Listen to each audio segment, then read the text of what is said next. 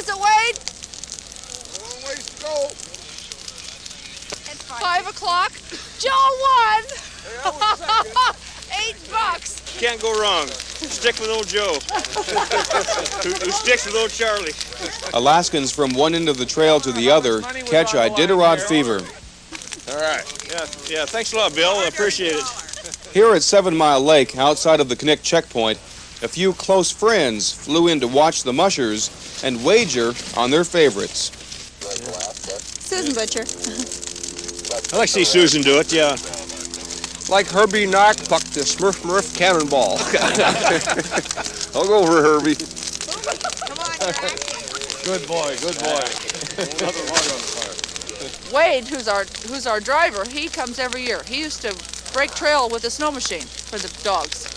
Yeah, every year. A big weenie roast, get a big bonfire, and just enjoy it. This Iditarod get-together will end when the fire dies down and the last marshmallow is a memory. But the race is young, and the celebration, which is the Iditarod, continues up the trail. 5, 4, 3, 2, 1, go. So turn on the radio, listen to the news. I got dogs on my mind. I got Iditarod blues. Hours before the first musher arrives, the women of Skwentna rehearse their greeting. It won't make the pop charts, but the Iditarod Blues is a catchy tune.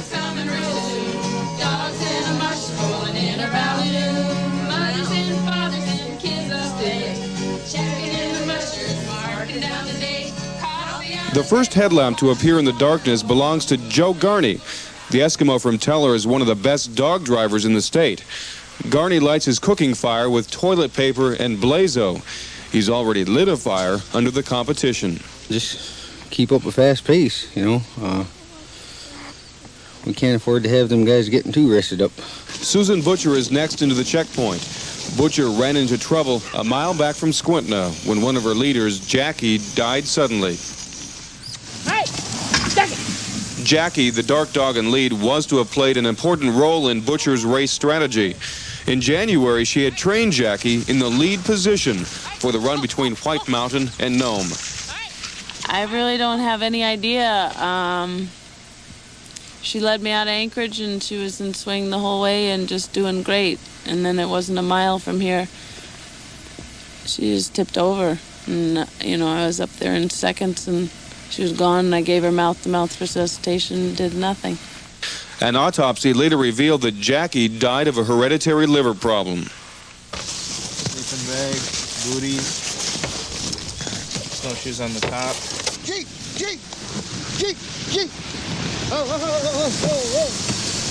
The first teams to distance the 150 miles of Skwentna are setting a blistering pace, and they're all mushers who could prove to win the race. There's just so many good teams in the race this year that it's going to be the good teams being the rabbits this year. So I think it's going to be fast all the way unless we run into some weather. It looks pretty fast right now. Depends on how the trail shapes up from here on out too, you know. There's so many variables. You know, we could hit a snowstorm or we could just keep blasting. I'm really amazed that we were in here this early. Halverson would later show just how fast the Iditarod can be run. He was first to disappear into the darkness.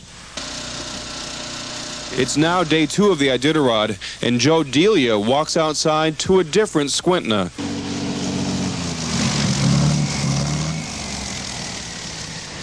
The frozen river is now a landing strip for spectators and race officials, and despite all the noise, a campground for weary Iditarod teams.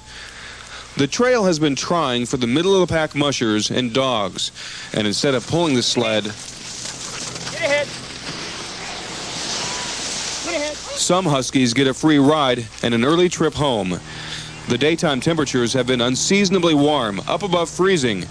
That, coupled with the grainy snow of the early trail, has already taken its toll. They're breaking a lot of toenails. The trail's so choppy. Sab and booties will do the trick for some dogs, but the race veterinarians say others must stay behind.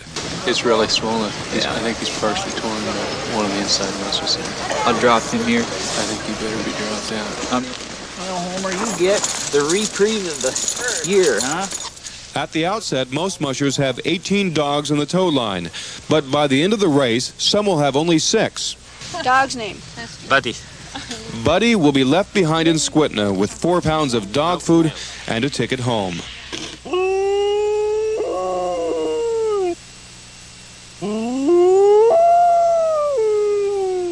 But being left behind isn't bliss. Iditarod dogs live for the race. No one knows that better than Joe Reddington Sr.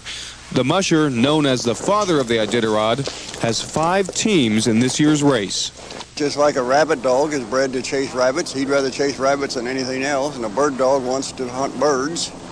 And it's the same thing. These dogs were bred, the dogs that wants to work is what they bred for, and that's what they've got. There's nothing worse than leaving these dogs at home. I mean, they're sad when you leave them at home. They want to go and they want to work and they want to see the country, and they're always anxious to look over the next hill. Just like it takes a special breed of dog to run the Iditarod, it also takes a special driver. In this race, you'll find mushers colored with the rainbow of personalities, but a common love for dogs, the wilds of Alaska, and this last great race. Twister! Twister!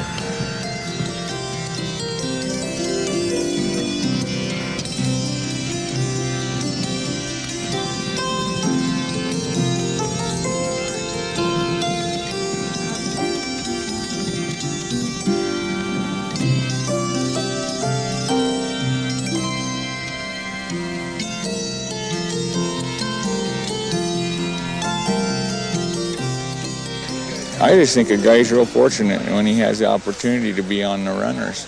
Mike Lawless, the father of 7 from Trapper Creek, is running his second Iditarod, chasing a dream. It doesn't have to make sense to someone else as long as it makes sense to you. And running this race and becoming a good racer someday. You know, I want to be a good dog man. That's what I want to do. And I'm a long way. I got a ways to go. In terms of position, Lawless has an impossible distance to catch up to the front runners this year.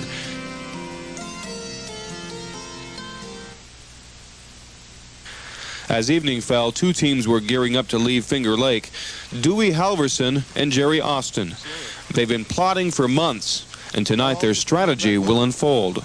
Usually there's at least 20 teams before anybody leaves. And I don't know, has anybody left yet? No, let's be the first. Well, my dogs are ready to fight already. I'm going to stand up right now, but I got to move them around. And you got to do a couple things too, huh? Nope. Well, it's going to take me 10 minutes.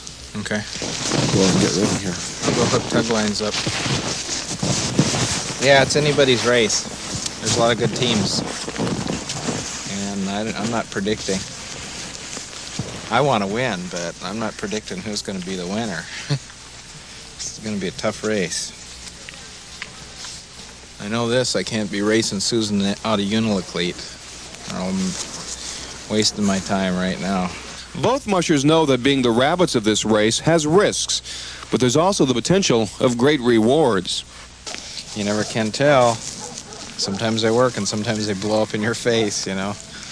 They've worked some years for Dean. I remember when Dean Osmars won and Joe May. They took some gambles and they paid off in big dividends. So it's pretty obvious you got to gamble to win, huh? With that, the 2 teams leave the Iditarod into the sunset and beyond. It will be a week before they know whether the gamble pays off, but only minutes before they're the talk of the camp. They're going like crazy. Gee whiz. I gotta get my little rest. Me too.